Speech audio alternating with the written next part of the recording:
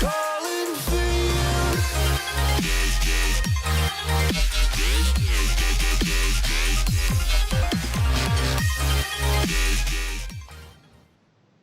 Hey guys, welcome to day 3 of Collegiate Rising presented by UConnect Esports. Today we have a panel of professional players, coaches, and staff from the esports industry, some of the biggest names in the industry, Cloud9, CLG, Team Wicked. I'm really excited for today's panel. I think we got a ton of all-stars, and I'm just ready for the insight they're going to give us today. Why don't we start with a short round of introductions? My name is Tony. I'm not a coach or a pro player, but I worked in the industry, and I'm very excited to hear from these guys. Why don't we start with Chris and then go to...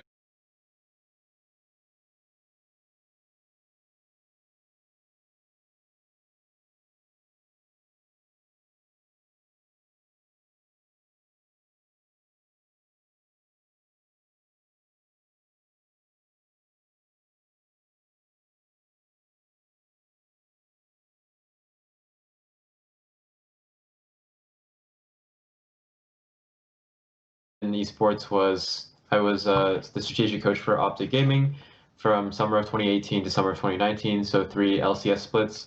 And then I took some time off to finish school at the University of Chicago, and now I'm the assistant LCS coach for Team Liquid. So it's me.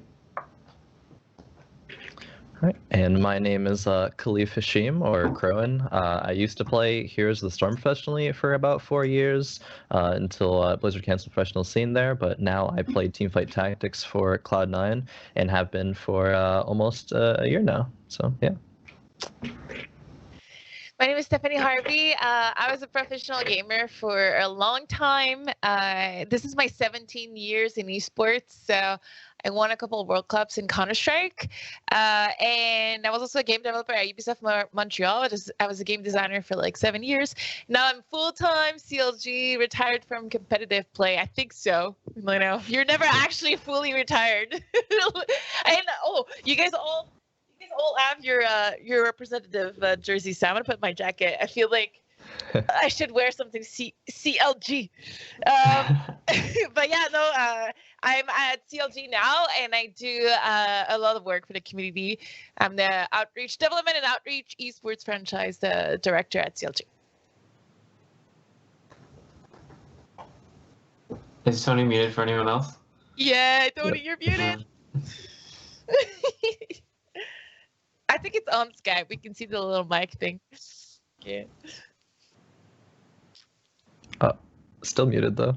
Oh, well, now you have your mic on top too. Seriously, it's like a combo. Okay, can you guys hear me now? Yeah, you're good. Okay, apologize for the technical errors. Yeah, I was saying, this is an awesome, talent roster. You guys are all very accomplished, and I think the students here want to know, outside of grinding, what are the first steps becoming pro, and give us a little summary of your journey to your current point in your career.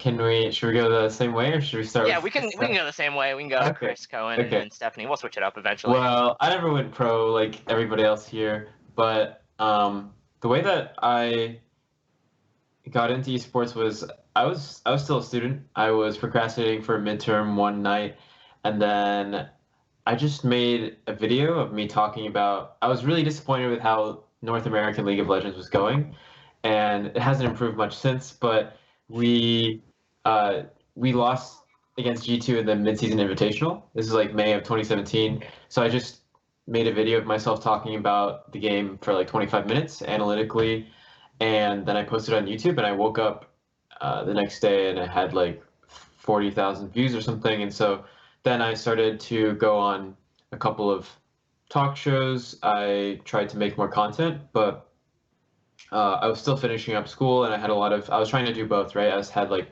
50-hour school weeks and then 20-hour work weeks on stuff that wasn't League of Legends. But eventually I got an opportunity, and there was a lot of luck. I just was able to have conversations with, because I'd also been cold DMing or messaging or emailing teams for like a year or two at that point. And I was able to find an opportunity that worked for me. And as soon as I got in, I was able to show what I could bring to a team, brought Optic from 5-13 to a 9-9 team in the summer. And so, yeah, I think as a coach, it was a lot about just trying to identify what was lacking in the space and what unique things that like I had in my skill set from a bunch of different like things that I learned attending university and work experience, etc. So that's me. And I also play the game a lot. I love the game, so Yeah, that aren't helps. you like Challenger or something? I League I of never Legends? I never hit Challenger until after I started coaching. Before that, I was just I peaked at like Masters, but yeah, I never grinded the game that much because I didn't think that like I had potential. But I've been told by like my previous head coach and some other people that I should, maybe one night sub in for an academy game or something. But I'm not there. Liquor croissant. No, no, no. Vladimir God.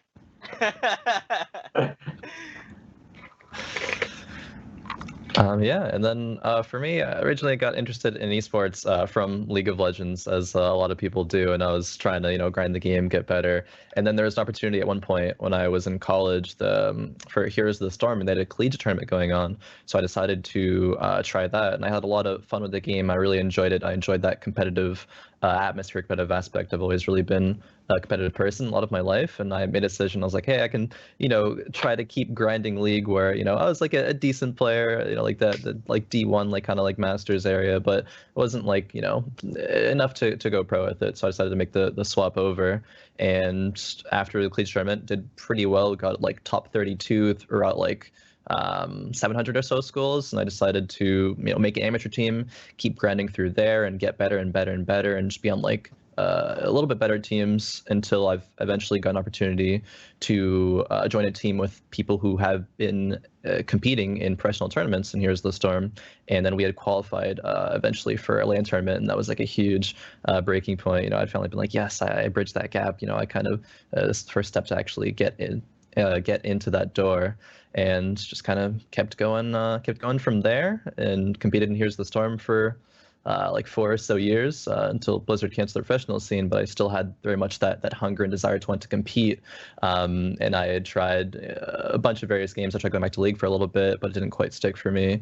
Then I tried Dota Auto Chess, which was kind of like the first auto battler type game. And when Riot announced they were making Teamfight Tactics, I was like, yes, this is a perfect opportunity. I love League. I was pretty decent at DAC and liked that, so decided to kind of go all in from there, and I made it to where I am now. And yeah, switching scenes left and right. Pretty much. You're just an all around. Every game that you play, just an all-star. Try to be. Yeah, so me, I started competitive gaming, I would say, I think my first time playing, actually I remember it was February 14. It was on since Valentine's Day, so that's what I remember. Counter-Strike 1.6 in 03, so that was a long time ago. I'm sure some of you guys are not even born in chat right now. They said like yes, it's just kind of sad. So yeah, I was competing locally, and esports was just a murmur kind of back then. It was not like the word esports did not even exist. We were just we were paying our way to events, and like you were playing 40-50 hours a week for $5,000 yearly, so that was like, and yearly was if you won World Cups, so that was a completely different time. But I never gave up. It was always my passion, and I just did it on the side. And I say on the side, it was like a second full-time kind of career. I was going to school. I have a master in game design, a bachelor in architecture. I also worked, like I mentioned a little bit earlier, at Ubisoft. And then in 2016, I got contacted by a hotshot from CLG, and he wanted to buy my team that I was owning at the time with Potter, United. So we were like, okay, why not? We were doing great, but the opportunity to kind of join CLG, and just at the time, George was really... we talk for hours and hours about how he sees the community and his vision and why he believed in diversity and women in gaming. And just overall, I thought it was a perfect fit. And the rest is history. I moved to LA. We created CLG Red. And then 5 years later, I'm on the staff side and just Like CLG is my family now. I moved back to Quebec though. I miss my family, so I'm back to Canada. That's crazy. It sounds like you really have that long journey, you know, the 17 plus years in esports. You've seen it come from like, you know, the puny prize pools, the really small ones, and now it's grown to, you know, a worldwide phenomenon. That's crazy. So I know for a lot of our audience, they're wondering, you know, how pro players are different from high level players in a number of games. So like maybe in League of Legends, what sets the, you know, top 2% of players from, you know, the top 100 in the highest level of gameplay. A lot of these people have similar skills in terms of mechanics, but how do pros approach the game differently that sets them aside from the rest? I'd like to start with Chris for this one, since he's a professional coach, but I definitely want to move down the list since you guys are all professional players, and I'd love to hear from you guys. Sorry, my computer's actually acting up. Do you mind if somebody else starts on this question? Yeah, Khalif, could you start on this one? Yeah, sure. I mean, I think there's definitely a lot of things that separate, you know, top players from pro players. But I think one thing I want to focus on is mentality. Like, you can be a strong mechanical player, but if you're not actively trying to improve your knowledge of the game and the meta and just trying to just always improve, you're going to really fall off. Like, be open-minded, always be willing to recognize and improve upon your mistakes. And that's like something I really can't stress enough. There's nothing more frustrating than dealing with a player who can't accept criticism, feels like they played perfectly, and like deflects blame onto others, and just really try not to be that person. And I think it also goes hand in hand with the concept of practicing with purpose. That's a really important step to improve. It's one thing to just go through the motions and grind the game and just like put hours into it, but that's not always good or healthy or conducive to improvement. And I firmly hold the belief that like 1 hour of gameplay where you're actually trying to be aware of mistakes and improve upon those is worth more than several hours of just, you know, grinding away at the game. Like, go back, watch VODs, watch replays of your own play, other people's play, study, practice, improve that way. There's more to the game than just playing, and I think that's a major thing that sets apart good players from great players. Gotcha. So you would say mentality and efficiency is really those two top skills that a lot of pros have, but the top players don't necessarily have. Yeah, I'd say so. Awesome. Stephanie, do you mind touching on this? Yeah, subject as well? I would completely agree, and I think it's one of the most kept secret in gaming is that, you know, the amount of time you put into the game is not equivalent to the amount of to the success you're going to have. I really think it matters what you do, and utilizing your time and be efficient with it matters more than actually just playing to play. Two things I want to say. I want to say that go watch The Last Dance with Michael Jordan. I think that the whole time I was watching this series, I felt this is what I felt in esports. This is how I wanted to be. This was my philosophy. And that's why I feel I was able to reach the top. And the second thing I want to say is there's one thing in common with every pro out there is that they never gave up. Because if they would have given up, they wouldn't be where they are. So, like, you know, how many times did I hear a little bit what Khalif said? Like, you know, I was playing with this team, I was playing this game, and it was like I was good. It wasn't working out, but I didn't give up. I continued. I persevered, try to learn, try to find my spot, and eventually they became superstar. If you look at almost every streamer out there, that's what happened to them. If you look at almost every pro out there, it's what happened to them. You know how big Ninja is today? Well, for about 10 years, he was doing the same thing he's doing now, and it wasn't until like a couple years ago that he completely shattered like any expectation. You know, he was winning at H1Z1 and Halo years before he became famous with Fortnite. So, and that's like that for almost everybody that's like a top tier player, is that you never know when your moment is going to be there. You never know when you're going to go on the right team at the right time, and it's going to be the perfect chemistry for you to shine and be that all-star. And one thing for sure, if you quit before it's your time, then that's the only way it will never happen, as if you quit. Yeah, that makes a lot of sense. I had a buddy who was a professional PUBG player, and he always said, you know, success is when luck meets preparation. So you really got to have that mentality. You got to have that growth-focused mindset. And you really have to have that perseverance. So when that time does come, you know, you are in a great position to take advantage and become, you know, a professional player. Cool. So I think we have a couple big themes there. Chris, is there anything else you'd like to add or comment on here? I think everything that was said is super on point, especially intentionality, where, yeah, it's when you approach the game, when you study the game, how much of it is just autopilot, right? Because for a lot of people, I think gaming is an escape. And it becomes something like, if you're naturally good at it, that means you're doing something right, right? That means you have an iterative process to the way that you think about the game, where you're like, you notice the things that you're doing wrong and you notice the things that you're doing right. But a lot of times people get caught up with like, oh, what are these other people doing wrong, right? Like in my games, or even when you get into the amateur level, when you have to work on cooperating with other people and not just grinding solo queue, at least in the context of League of Legends, it's like different for other games where it's more like, TFT, you can be an individual person. You don't need to you still need to learn from other people, but you don't have to actively play with them, right?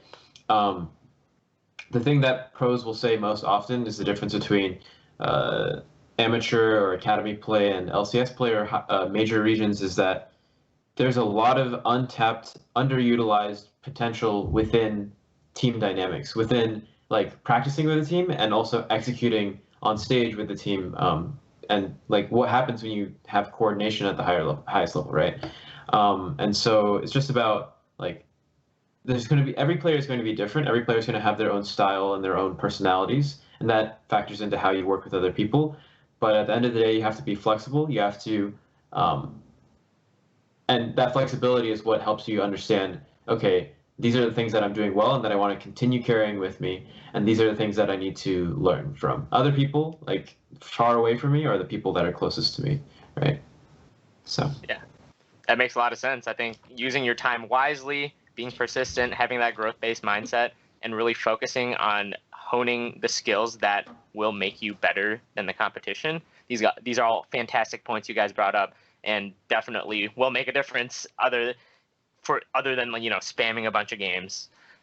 Awesome. Before we move on from gameplay, I know a lot of the guys in the chat are big fans of you guys, and you guys all play different games. So what is the most important skill to master for each of your games that amateur players tend to neglect? And you guys can go into a little more detail about your specific title here, because I think a lot of people are interested here. So we'll go backwards from here. We'll go Stephanie, Crowan, and then Chris.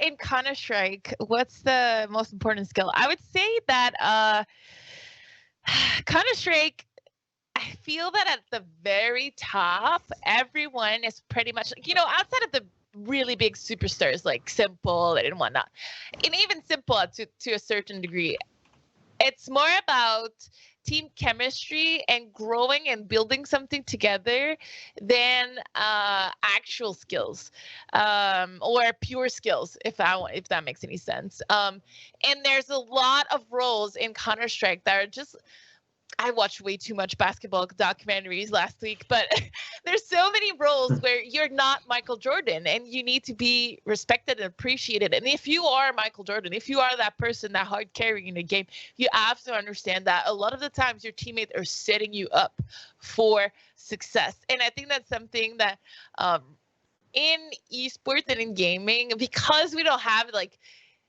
years and centuries, I want to say centuries of coaching behind us, okay, that we have in other sports. Like it's a very, very new term to have coaches in esports that I was not raised, and a lot of my Counter-Strike fellows were not raised with the mentality that teammates matter, that everyone has a role and that you should respect your teammate. There's a lot of, I want to say,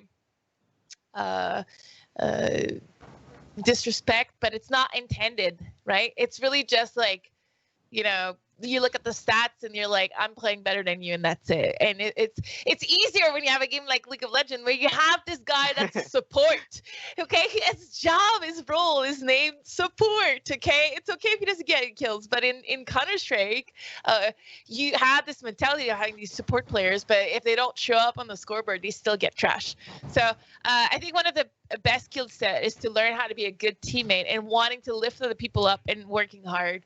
And other than just the pure skills of like being a good Counter-Strike person. Oh, that's awesome. Player. I think, yeah, in Counter-Strike, when you go into it as a player, it's just 5 people and you can buy whatever guns, whatever utility you want. But on the pro level, teamwork is number one. You need someone to throw in that flash, you need someone to throw in that smoke. And you heard it here, Counter-Strike players help your teammates. Awesome. Crowan, enlighten us with some TFT knowledge. Yeah, so I mean, it's a huge jump going from, a MOBA background to TFT, but I think some of the things that are important for kind of reaching higher levels in TFT are being able to be flexible and adaptable. Like, there's so many different situations that can happen in a game like TFT, and being able to readily recognize what would be, your win condition, the best scenario, I think is super important.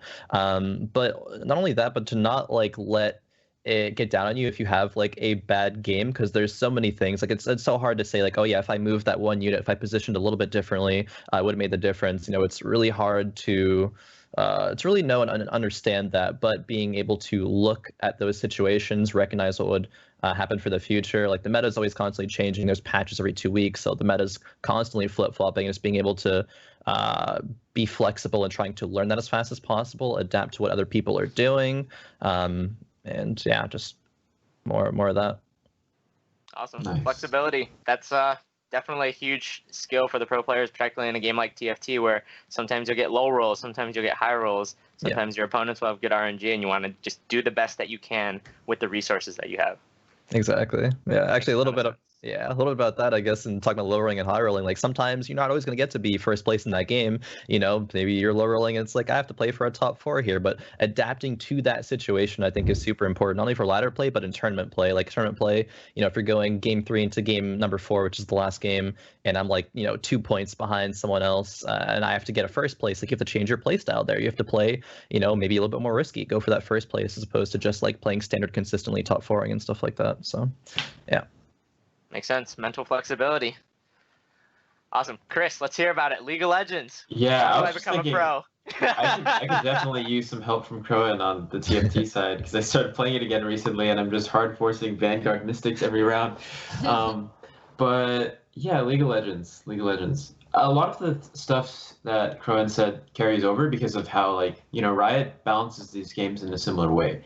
But I think something that is the most important thing for amateur players to master is on a micro level. The concept is champion pools, where we hear about a ton of stories about how some of the best players in the world, like the Shy or Caps, or a lot of players, they were known for one champion. They're known as one tricks, and I'm sure a lot of amateur players have heard this advice, where you start off mastering one champion or 2 champions, and then you broaden your skill set from there, because you need to get to understand the highest level of the game. You need to understand everything about it's easier when you can hard force the same comp every time, right? You can control for your matchups. You can control for okay, I can't control if I play Riven and they play Quinn, but I can control how I respond to that matchup, the nuances of it. And once you know all of those things, and it's second nature to you, then you can start thinking about rotations, then you can start thinking about all of the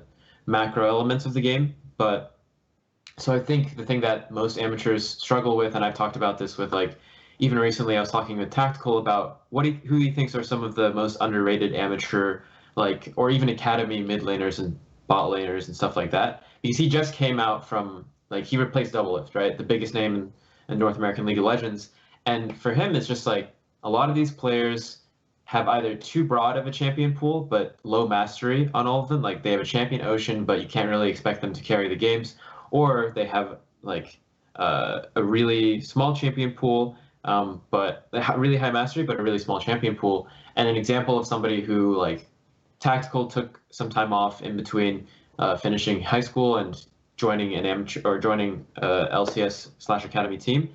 And players like Cat Evolved have gone from being Cat Arena one tricks to now he plays on TSM Academy, and his champion pool has broadened, and he shows an incredible level of mastery on a lot of them. And so it's about the concept is broaden your champion pool, but on a bigger level, it's just how are you pushing yourself to learn every day? And the easiest way to track that learning is to be okay, this is what I bring to the team. This is the champion pool diversity that I bring to a team. And it's really critical because there's not going to be that many amateur coaches out there who have a 500 IQ draft that is going to set you up for success. You're going to know your matchups better than your coaches and your teammates, right? It's a reality of the scene right now.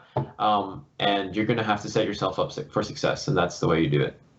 Awesome. So you would say if you want to get better at League of Legends, start with a smaller champion pool, make sure you're very good on those characters, but also look to expand that as you're getting good. Yeah, and like on a broader level, just generally, actually set goals for yourself and make sure that you're learning every time. Because like, yeah, you can lose a game, like you can low roll your teammates, you can low roll like just something that unlucky that fucked up your laning phase, but you can find ways to prevent that from happening the next time you play that matchup or that you play that, you know, the 5v5, the team comps and stuff.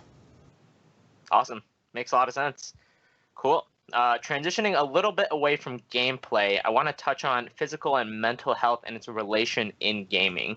Nowadays, we see a lot of big investments from top esports organizations in the physical and mental health of their players. So what are some observable effects of these you've seen in competitive gaming, and how do you manage the mental and physical health of yourself or your players, and how has it really affected your team personally? I think a couple aspects that we're trying to touch on here is time management, burnout, and maintaining a healthy lifestyle.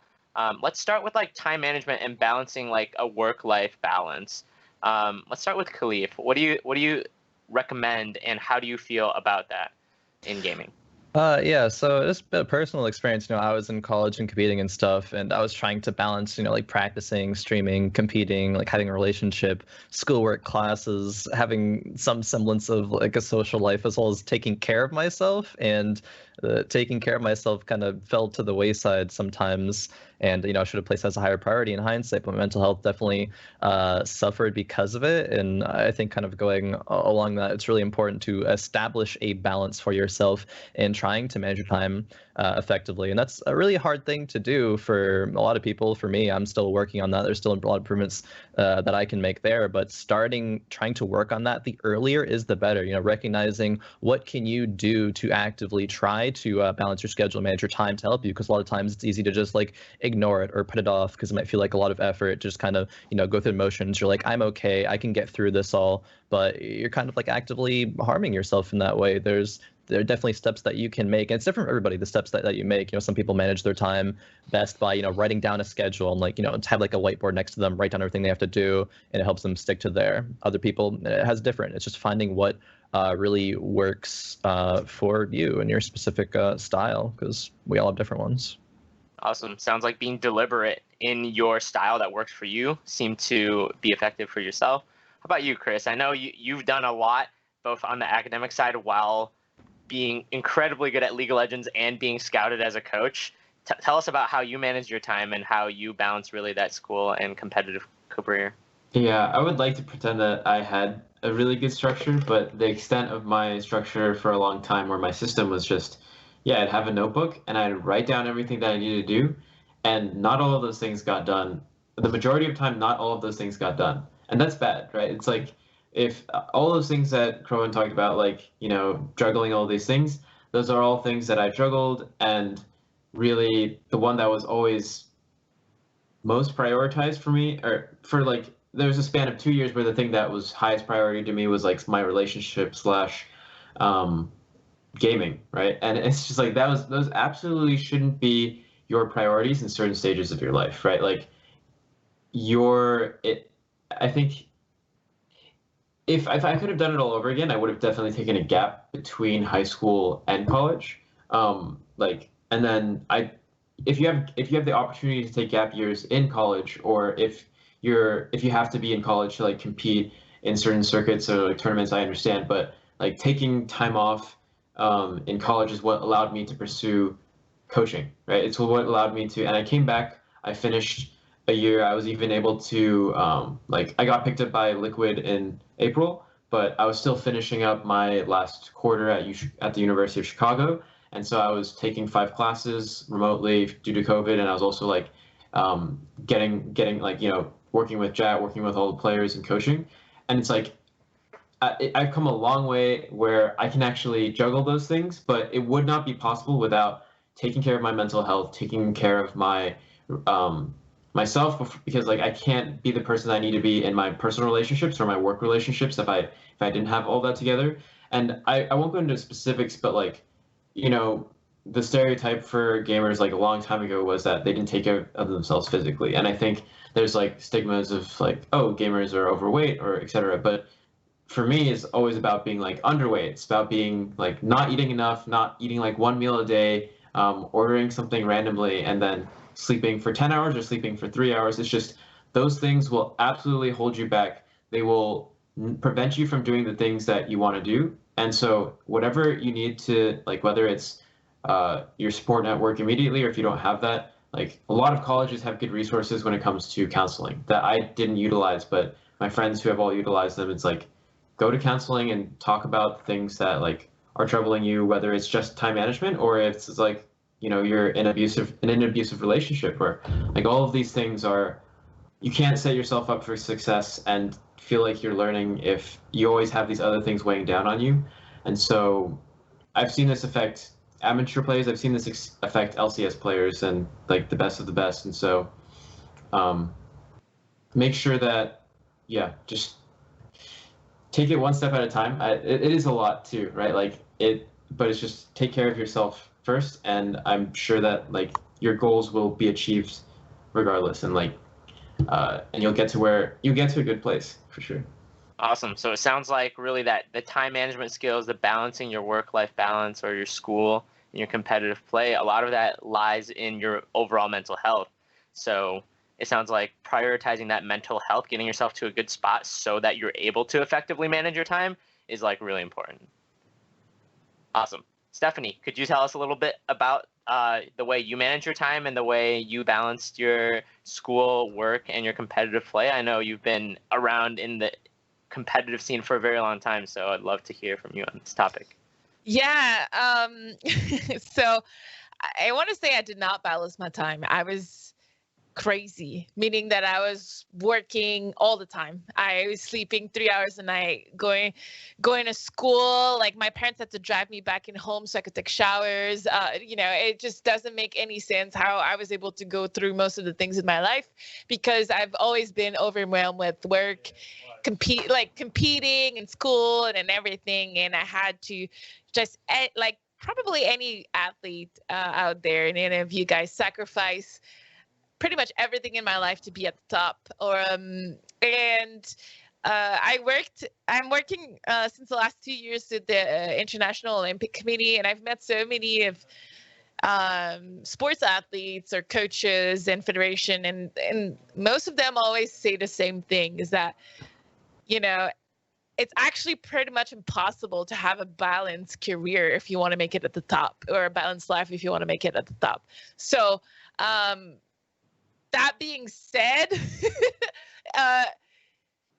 if you want to stay in this industry for a long time and not get burned out after 2 years, you have to find that balance that the guys were talking about. And you have to find a balance that works for you. So it's not about finding a balance that works for everyone. It's about finding something that works for you. So for me, it was to quit my 9-to-5 job because it wasn't working for me. It was draining my soul away. Although I loved what I was doing, I'm just not made to wake up at 9 and work until 6. And then, so it's about finding what works for you. And I'm proud to say I work just as much as before, but I prioritize my thing differently to make sure that I'm happy. And I think that's probably the main difference. I'm a workaholic. There's not much I can do about it. But I make sure to sleep more. So now my sleep is on top of my list, and it works for me.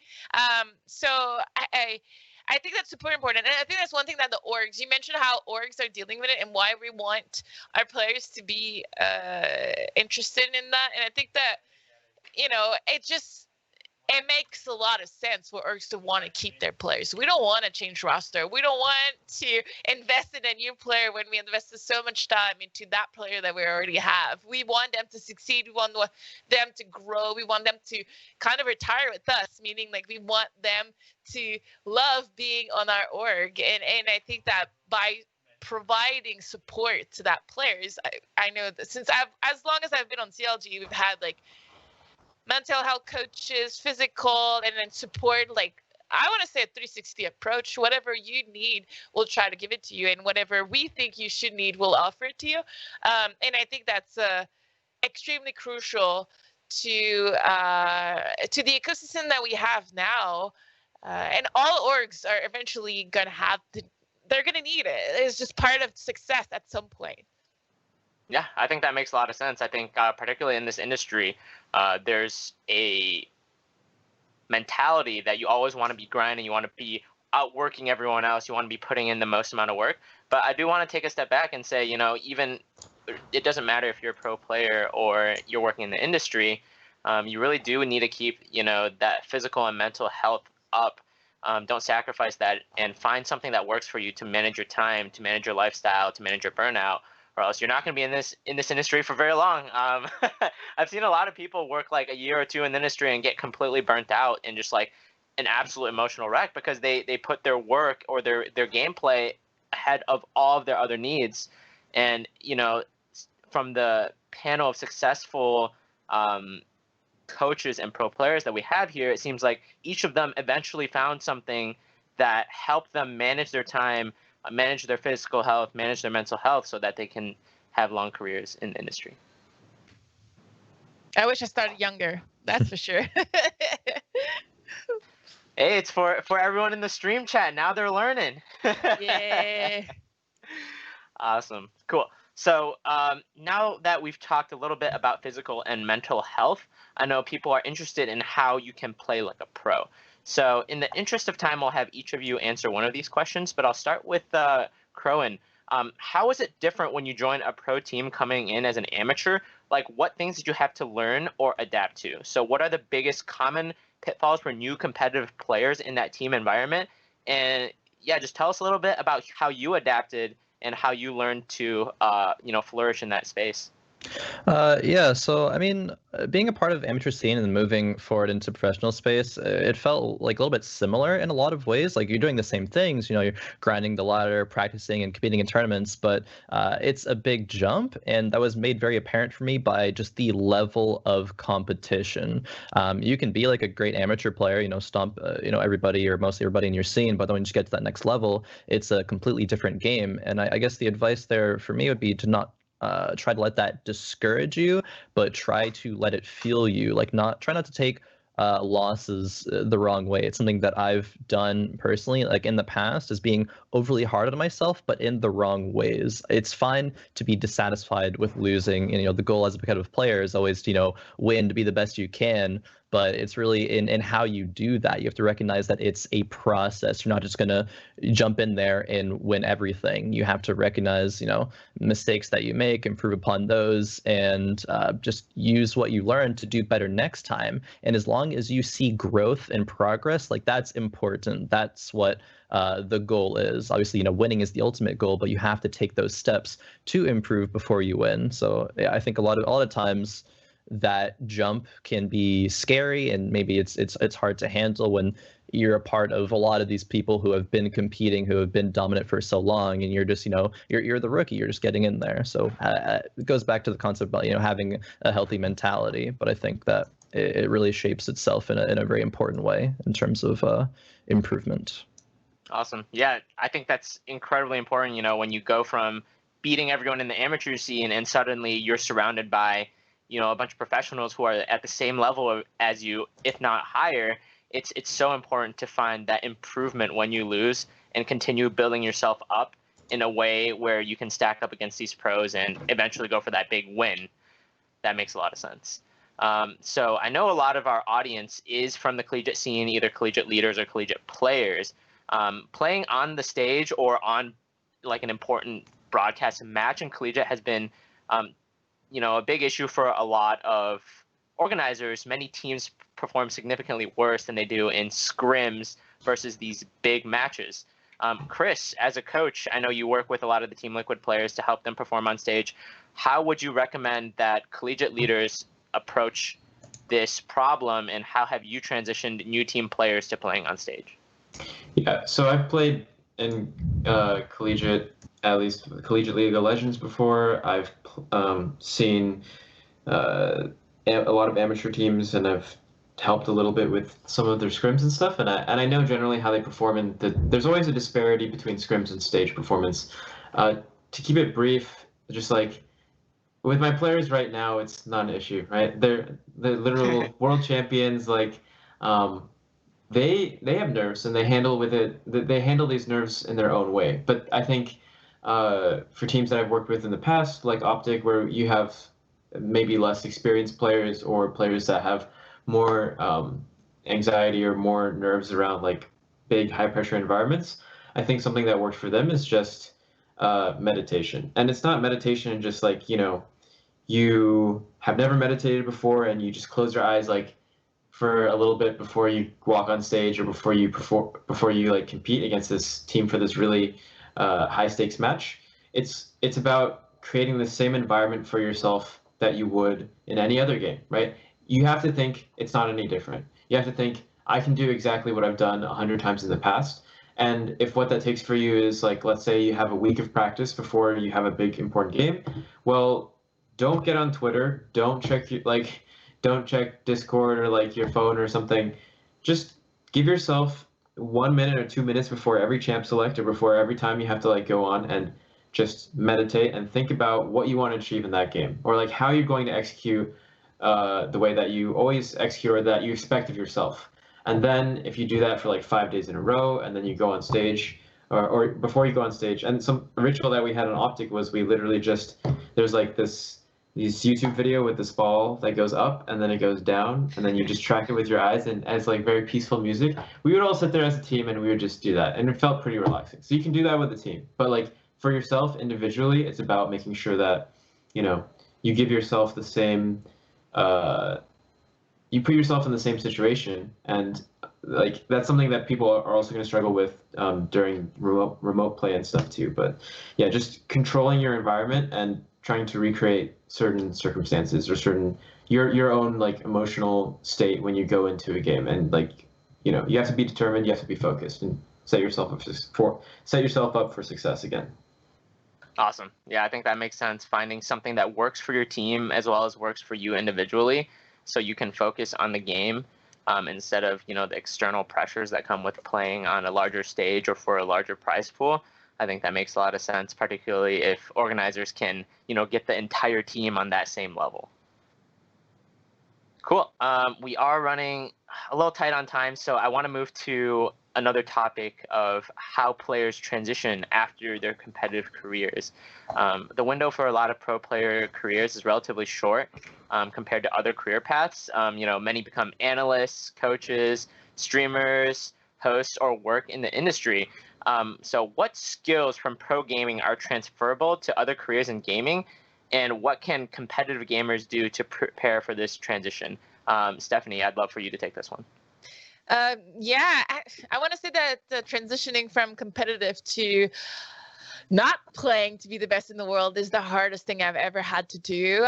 You pretty much have to redefine yourself as a human, what your goals are, what your priorities are. Like everything is completely upside down, and it's like you're in a grief moment where you're in denial and then you're angry and then So I'm still going through it, although it's been like a year or two. But I think that if you are able to get to a pro level, you're doing something right. You definitely have skill sets that make you unique, and anything that you've learned is transferable. Like there's so many research that have proven that actually just gamers in general, not even pro gamers, make great workers. Just because to learn that craft and to be able to pass on the challenges of even like beating solo player games. That means you have the discipline to do something and to grind and whatnot, and just the interactivity changes anything. So there's no doubt in my mind that any pro gamer would be a good employee depending if they want to do it. So as far as what you should do to prepare yourself, outside of League of Legends, most games don't really have a good amateur team or amateur process and whatnot. Like in League of Legends, it seems a lot clearer than any other games. But in any of the games, you're either an amateur or bam, you're a pro. So how do you make it to become a pro, how do you get spotted? How do you get drafted? You have to get your name out there. So to get your name out there, you probably are working on a lot of skill sets that in 2020 is really important. For example, doing content creation or streaming or YouTube or doing something for orgs to notice you. So during your career, I encourage every aspiring pro gamers to continue down that path, because this is when you're going to get the most visibility that you can to potentially one day retire. I'm not saying to put all your eggs onto the retirement basket, because obviously you need to win. But what I'm saying is that if you have the energy, or if you like to do video editing, or if you like to stream, or if you like to put yourself out there, answer interviews after,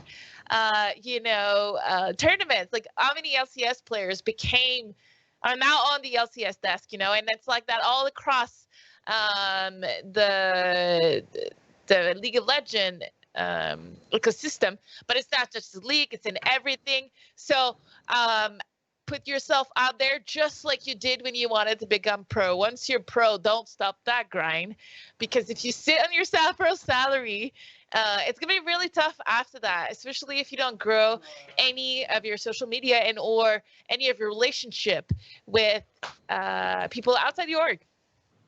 Yeah, absolutely. I think in the industry, we have a lot of respect for pro players, because we understand it's like, it's just like being a professional basketball player, a professional football player. There's a level of a mentality that you've achieved, a level of growth that you've achieved that 99.99% of people can't. And a lot of, skills that you build as a pro player or a creator, whether that be social media, understanding the audience, being able to craft an authentic message to that gaming audience, those are very, very valuable skills in today's industry, whether it be working for a team, working for a brand, or working for a publisher. So yeah, if you're a pro player, you're looking to become a pro player, definitely recommend you to build your network, talk to as many people in the industry as you can, build up those skills, post on Twitter, do a lot of streams, and potentially even work with some brands if you're given the opportunity, because those things are all things that will come to help you in the future, coming from that space. Cool. So real quick, we want to touch on how former competitive players like Scar and Shroud have moved on from competitive play to growing these huge streaming audiences. Crowan, could you touch on how competitive players can best utilize their following as a pro player to really grow that social media and streaming platforms? And then after this, we can go into some Q&A. Sure. I think that it's something that you should be thinking about throughout the time that you are competing, and recognizing, maybe that's something that you want to transition to in the future. But to do that, you really have to be consistent, I would suppose. Like maybe set yourself like a streaming schedule or something, so you can actually grow that audience. Consistency is something that, I've struggled with personally in making that schedule happen. So I think it's like a super important thing to keep in mind, but also to like recognize what your appeal is. Like everyone has different strengths, and I think some of the top two in gaming esports space is like people watch you for the gameplay, that you're really good or you're entertaining, and of course you can be a mix of both, but try to I suppose just like recognize what your audience is, what you want to bring to the table, so you can craft a community, a group of people that appreciates what you do and that you're happy doing it. Because not everybody wants to go out of the competing space and be a streamer. But if you have that in mind and you think that would really be an environment where you thrive in, to then try to set yourself up for that as soon as possible. And going back to, I think, being consistent and recognizing what your appeal is and trying to build all of that there. Awesome. Yeah, definitely. Pro players, know your audience, whether it be because you have an amazing personality, your gameplay is awesome, or a combination of the two. Use that to your advantage to build up that following and that presence, so that you can maintain that level of relevancy throughout your career and potentially even after. Awesome. So let's jump into a little bit of Q&A. I know our audience has been listening very attentively for a while, and they have a lot of questions. In the collegiate space, I know, so one of the questions is, when informed of toxic behavior in a collegiate environment, in a team environment, whether it's through, like small things like, passive aggressiveness during the game, or like private conversations, what can be done either to help those players or on a team level to really handle that? I think at a collegiate level, there isn't necessarily a hierarchy of, I'm the coach and you're a player, or, this guy's a head coach, this guy's assistant coach. They're mostly, honestly, just a group of friends. How do you deal with that level of drama, and how do people, grow their team environment beyond that? Chris, do you want to take this? Oh, sorry, Stephanie. Yeah, because I've been most of my career was without a coach or anything, and I think that one of the most important things is not letting things blow up. So it's talking about it, and it's also holding people accountable. And if you're a bystander, let's say you see your teammate being passive aggressive towards someone else, and that person voice ups, I feel that you're disrespecting me, is to take a stand and support that person. It's too often I had, or my teammates had to battle by themselves, and we just didn't want to support them, or we just didn't want to fight or didn't want to cause any trouble. But I think as soon as someone else jumped in and agrees with the negative feeling that was expressed, like, hey, yeah, that was a little rough, like, let's try to work on that, automatically the person, most of the time, that did that harmful moment will back off, if there's other people that are supporting that claim, and that are wanting to work together to make it a better place. It's not about pointing fingers. It's about how can we make sure that this doesn't happen again, right? And I think that this is the most important thing I've ever seen, especially when there's an argument on a team.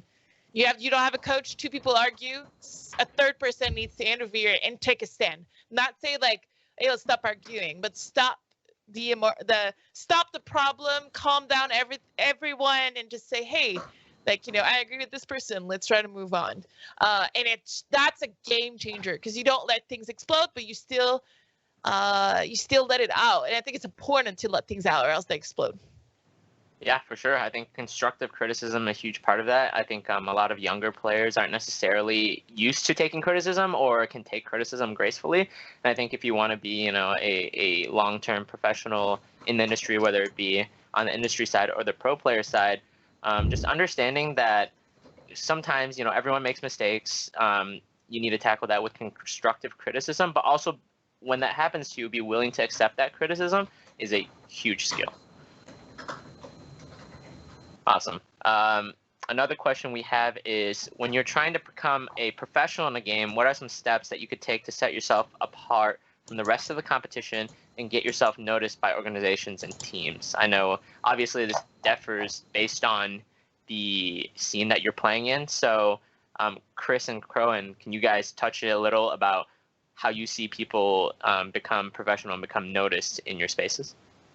Yeah, I can just talk really briefly about how I mentioned how at the beginning of this, that the way that I found my first full-time position on Optic was I sent a lot of cold emails and sent a lot of cold DMs and that kind of thing. But for several months, I had gone on shows like with Thorin or with other people, and I just talked about the game, right? I put myself out there, and I put forward like my thoughts and ideas and my analysis about League of Legends. And like, that's because it was a skill set that I felt that I had that separated me from a lot of other coaches in the space, where I am pretty comfortable talking about like my ideas, debating them live and just impromptu.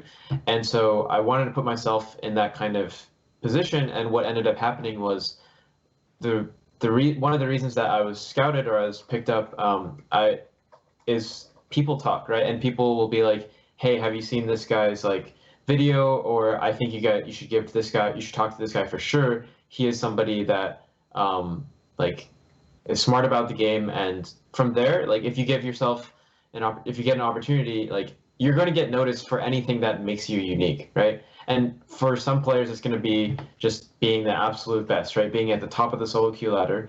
But for other players, it's like, that's, if you have a unique skill set like content creation and you're like entertaining, right? Like, there's a lot of people who start off as an entertaining content creator who's still pretty high level. And then people are like, this guy should definitely get a shot to like go and as long as you don't ruin it for yourself by being extremely toxic or by being like a negative personality, negative energy, like people will want to give you chances if you find a way to get yourself noticed. And so for me, that was like going on shows that a lot of people don't want to go unless they're already established, right?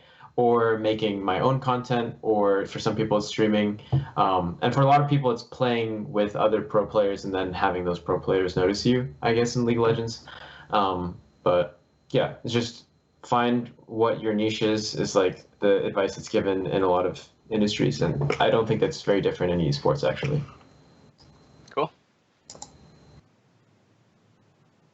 Yeah, I guess. Yeah, echoing a lot. I mean, I agree with a lot of that sentiment. You know, there's a lot of steps to take to become pro, and being. I mean, I think being a good player is only one of those. I would also stress the importance, as you did, Chris, of making connections, which extends reaching out for opportunities, taking opportunities that come to you, and like asking questions not only to your immediate peers but to people in the space that you're trying to move further towards. It's important to present the mentality that you are, proactive and you want to learn and you are, hungry to want to get into that space and maintain being in that space. And in my opinion, seeing that in younger players is very promising and very appealing to a lot of organizations. And also having a brand, starting out on your stream, having an audience is already important and appealing. So you can have things of value to really bring to the table that increases your worth as a player. Because as much as it is important to just be mechanically good, be a good player, there is a lot more to it, which may be a good thing, maybe a bad thing, but try to get the most out of it that you really can to increase the opportunities that you're presented with, and so you can take more. For sure. Yeah, it sounds like from both of your advice, up and coming players or coaches should find their competitive advantage, find what you're doing better than everyone else, what you're doing better than the competition, what you're really great at, and really push that forward, and also be very proactive with the things that you do. Find your own opportunities. Don't just wait for them to come to you. Cool. One question from the chat. How has COVID-19 affected your ability to coach players? And how have any player dynamics changed? And this is a question for Chris. Yeah, initially we were actually, we started scrims like 5 weeks before LCS started. And for 3 or 4 of those weeks, we were remote. And so it's very different, right? Like coaching players remotely was something that I hadn't really done before. I did it like occasionally when individuals asked me like, oh, can you like bot review with me or do that kind of thing? So I just go on Discord with them. But so I mainly worked with like Tactical or Broxton. I would like show them things in between games, and then, but it's a lot harder to command like focus and attention from players when they're doing that, right? Because they could be multitasking. Luckily, like at Liquid, we're taking a lot of the social distancing precautions. So and because LA County like released their standards or their policies on COVID, we were able to get back into the facility. And so I'm still working with the players. So the dynamics haven't changed that much. It's just like, I wasn't coaching in spring. So now I'm just getting to know all the players. And even though I can't like give them a hug or something after a game when they do really well, and I want to like, interact with them like that, I'm still able to just connect with them. And I'm glad that I get to see their faces even if they wear a face mask or something, So. Yeah, I love to hear it. Awesome. I think that's all the time we have today for questions. A huge shout out and big thank you to Stephanie, Khalif, and Chris for being on today's panel. These guys are all stars in the industry, and I'm very happy to have this conversation with them today. I hope you guys learned a lot. Before we hop off, I want to give you guys the opportunity to shout out any of your sponsors or anyone that you guys feel have helped you on your journey. Let's start with Stephanie and go all the way to Chris. Yeah, thank you so much for having me on this panel. It's always amazing to meet new faces. But I say like at CLG right now, I'm doing a lot of diversity and in youth initiatives, and we have a health and wellness series that we release an episode every week on our socials. We do a lot of community work and work that I find extremely important, especially in the last month. So many things happen. So, make sure to check it out if that is something that you would be interested in. We do We do all kinds of great things at CLG, and I read and I cherish every comment and views. So thank you so much for supporting us. Yeah, thank you for having me here as well. I love being able to have the opportunity to speak and try to provide some insight. I was, inspired to get into the esports space by people that I looked up to, and I guess just, you made a little comment entering into this about people who, inspired you to be here, and I suppose representation is important, and I looked up to a certain player, played League of Legends, Aframu, a lot, and he's probably a big reason why I'm doing what I do now, and that importance and that impact that he had on me in my life, just seeing, another Black player in the esports scene was really important for me. And yeah, representation is important, and appreciate all of that, and also thank you to Cloud9 and all of our sponsors, and you all, Uconnect for having me be here. So thank you. Cool. Wait, I think I might have frozen. No, am I good to go? Yeah, you're good. You're good. Yeah, I know we're, thanks to Liquid for having me come on here. They've been really great to work with, and thanks to everybody for just listening to me on this panel, and also to the other people on this panel. It's really great to hear all of your stories. I just want to say, it was very recent where I was in the position of, I think, a lot of the people who are watching this panel or trying to break in, and it's hard to be comprehensive on this kind of thing. So if you have any questions, you can DM me at croissant lol, and I'll put it in the chat. And I love talking about it. I want people to achieve their dreams and their goals. That's the main reason why I'm in coaching, right? I want to be able to, each of the players I have a special relationship with, but having that relationship and being the kind of person who can represent Asian Americans in the space, or just representing people who are passionate about gaming and passionate about bringing something, pushing the scene forward. That's something that I always want to help out with, and especially given what the gaming space is going through right now, we need good people. We need people from all passionate people who've invested a lot of time into collegiate esports, and sometimes it's not always easy because the opportunities don't seem readily available. But there is always a place for people who are passionate and people who are who have a vision for themselves and what they want to do. So yeah, thanks again, and I appreciate and shout out to Steve, because I wouldn't be here if it wasn't for him. So big shout out to Steve, the man with the money. Awesome. I want to give a big shout out again to you guys. Thank you so much for giving us time today on a Sunday and sharing your wisdom with the audience. I also want to shout out HyperX for powering today's broadcast, Uconnect for running this event, and Twitch Student for the bit giveaways. Thank you guys for tuning into our panel, and the next panel is going to be the Face of Esports, presented by DJ Wheat.